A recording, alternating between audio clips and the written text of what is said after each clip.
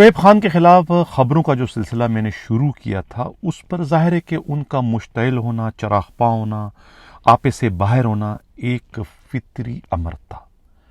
اور جو پولیس والے میرے پاس آئے تھے دفتر میں جرگہ لے کر، ان کے خلاف بھی جو ہے خود شعیب خان نے گزری اور ڈیفنس تھانے میں ڈاکہ زنی لوٹ مار کی FIR درج کروائی تھی کہ یہ پولیس افسران جو ہے وہ ان کے بنگلوں پر انہوں نے چھاپے مارے اور وہاں سے جو ہے لاکھوں روپوں کے زیورات اور نقدی وغیرہ سب اٹھا کے لے گئے، تو وہ ان کے خلاف FIR درج کروا چکے تھے۔ تو ایک طریقے سے ان میں اور خود شعیب خان میں آپس میں ایک ٹکراؤ کی سی پوزیشن پیدا ہو چکی تھی، لیکن اس وقت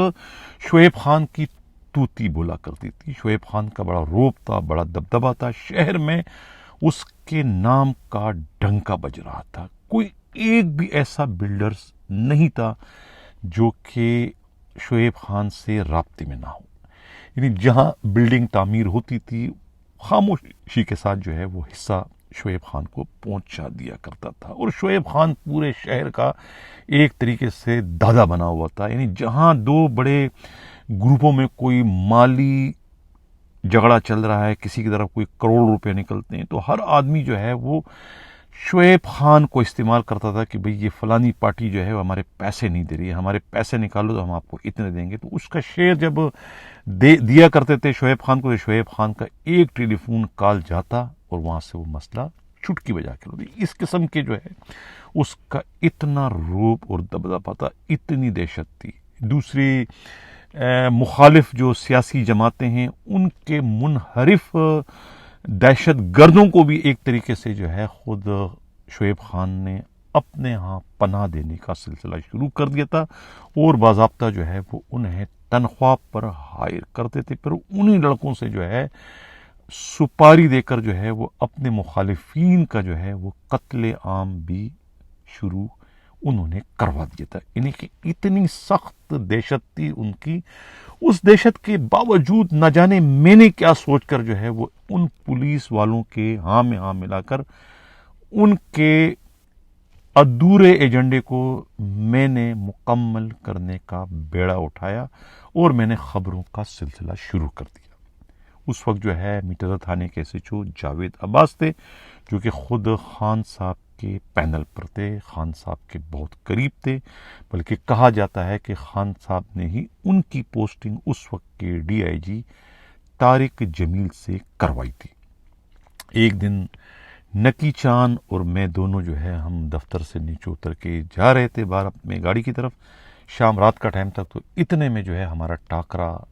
اسی جاوید عباس سے، اور جاوید عباس نے مجھے کہا کہ بھئی کیوں اپنی موت کو للکارتے ہو،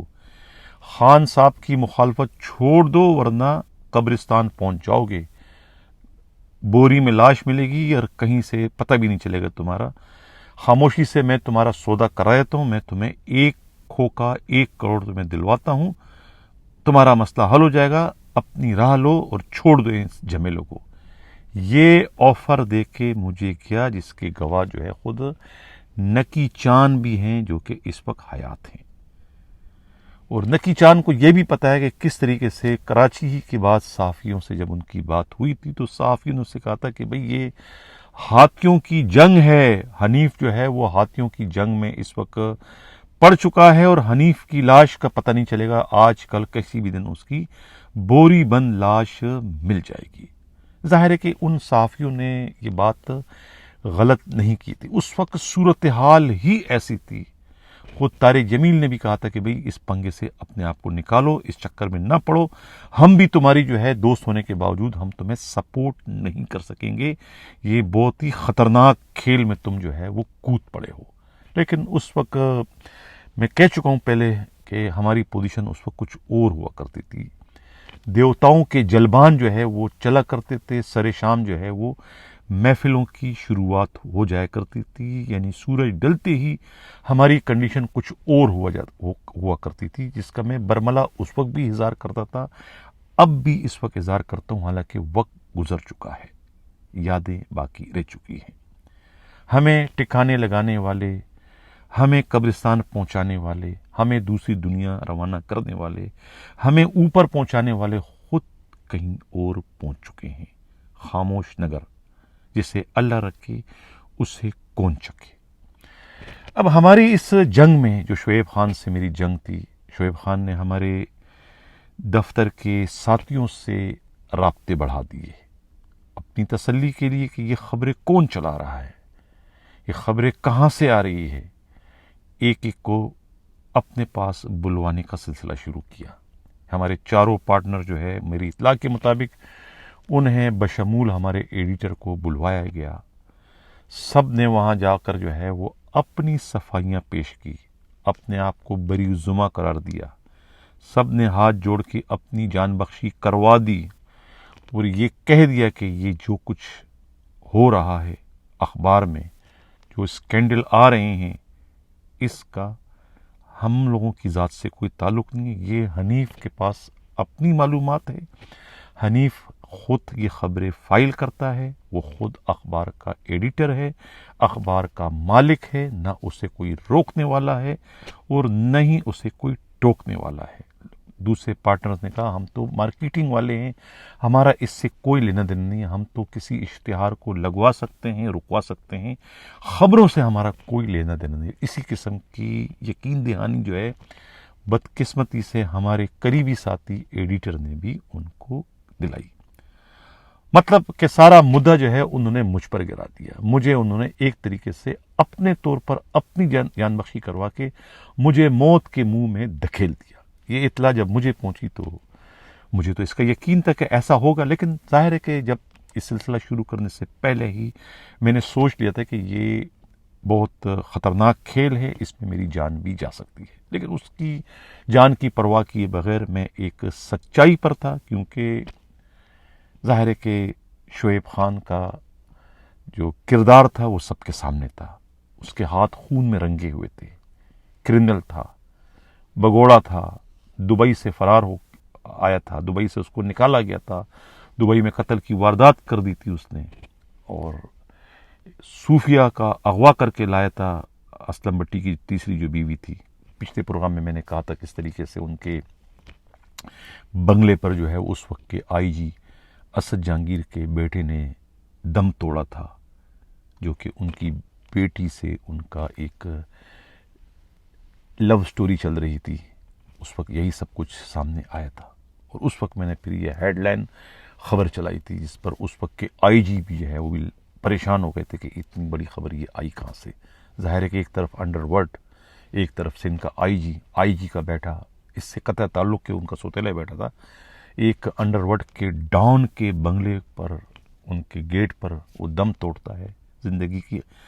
آخری ہچکی لیتا ہے، تو بہت بڑی خبر تھی جو کہ میں نے بریک کی تھی۔ اس طرح سے اس وقت ڈان سے متعلق بڑی بڑی خبریں میں نے اس وقت بریک کی تھی، وہ بڑی بڑی خبریں جو کہ اس وقت کے تقریباً تمام بڑے اخبارات کو جو ہے وہ خبریں سنگل لائن میں بھی جو ہے وہ چھاپنے کی جرت اور ہمت نہیں تھی، اتنی دہشت تھی شعیب خان کی۔ شعیب خان نے ظاہر ہے کہ مجھے بھی راستے سے ہٹانے کے لیے ایک بار نہیں، دو بار نہیں، تین بار نہیں، 4 بار سپاری دی، لیکن جسے اللہ رکھے اسے کون چکے۔ مجھے ہمیشہ جو ہے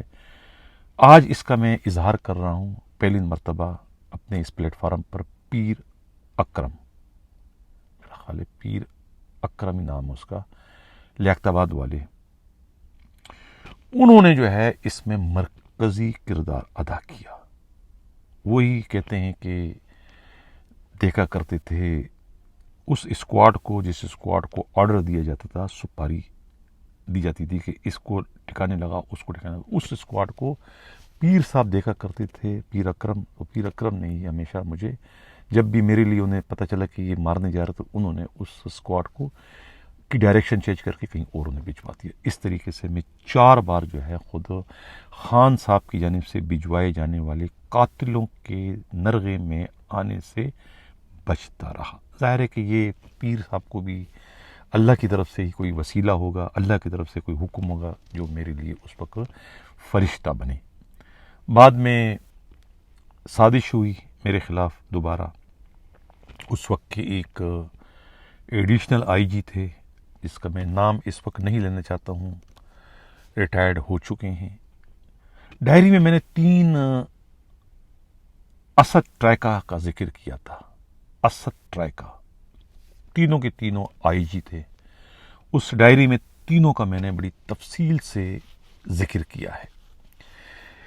اور ایک جو اس میں تھا، اس کے لیے میں نے ڈائری میں نوابی ذوق کا ذکر کیا تھا کہ ان میں بہت نوابی ذوق ہیں اس کے اندر. اور ایک ہوٹل میں جا کے یہ اکثر بیٹھتے ہیں، ہوٹل کے واش روم کے سامنے کے صوفوں پر یہ بیٹھے رہتے ہیں دن بھر، پتہ نہیں کیا تاکتے رہتے ہیں، لیکن ان کو نوابی ذوق تھا. یہ میں نے اس کے بارے میں اپنی ڈائری میں جو ہے وہ تذکرہ کیا تھا، اور یہی بات ان کو بہت ہی بری لگی تھی، اور وہ میرے جان کے دشمن ہو گئے تھے. اور اس کے بعد جب انہیں موقع ملا تو انہوں نے جو ہے مجھے جھوٹے مقدمات میں گرفتار کروانے سے بھی گریز نہیں کیا. مجھے یاد ہے وہ دن جب انہوں نے جس قسم کا حکم نامہ جاری کیا تھا، اس وقت کے ایس ایچ او پریڈی شوکت، نام مجھے اس وقت، شوکت رضا، جو کہ اس وقت ڈی ایس پی ہو چکے ہیں، اور اس وقت کے جو ایس ڈی پی او تھے پریڈی کے، نام مجھے شاید جاوید مہر اے ایس پی تھے، جو کہ اس وقت ڈی آئی جی بن چکے ہیں. وہ جو انہوں نے کیا وہ میں کبھی زندگی بھر نہیں بھول سکوں گا. اسکرین پر آپ لوگ تصویر دیکھ رہے ہیں، یہ میں نے اکثر سوشل میڈیا پہ اس کو چلائی ہے کہ یہ دو شخصیتیں جو ہے میری زندگی میں ہمیشہ ان منٹ نقوش انہوں نے چھوڑے ہیں. ایک تو جیلر تھے ہمارے پیارے دوست جو کہ اب اس وقت دنیا میں نہیں رہے، امان اللہ نیازی، بہت دلیر، بہت ہیرا ببر، دوستوں کے دوست، دشمنوں کے دشمن. پہلے ہماری ان سے بدترین دشمنی تھی، لیکن قدرت کو کچھ اور منظور تھا. قدرت کو انہیں میرا ڈھال بنانا تھا، اور ان تمام تر واقعات سے 2 مہینے پہلے ان سے میری دوستی ہو چکی تھی. اور یہ دوستی کروانے کا سہرا بھی ہمارے ایک اور دوست جو ہے مرتضیٰ آوان کے سر جاتا ہے، سب انسپکٹر، جو کہ اب اس دنیا میں نہیں رہے. ان کی جو موت تھی اور ان کی موت سے میری موت جڑی ہوئی تھی، وہ بھی ایک لمبی چوڑی داستان ہے، کس طریقے سے انہیں اور ان کے سسر پیرزادہ کا جو مرڈر ہوا تھا، کس نے کروایا، کون اس میں شامل تھے، اس کے پیچھے ماسٹر مائنڈ کون تھے، اور وہ مجھے اس میں کیوں قتل کروانا چاہتے تھے، اور قاتل کس طرح میرے دفتر پہنچا تھا، اور وہاں میں کیسے کیسے بال بچا. اس پر اگلا جو ہمارا قصہ ہے کہ اس پر میں ڈیٹیل سے بات کروں گا. آج کے لیے اتنا ہی.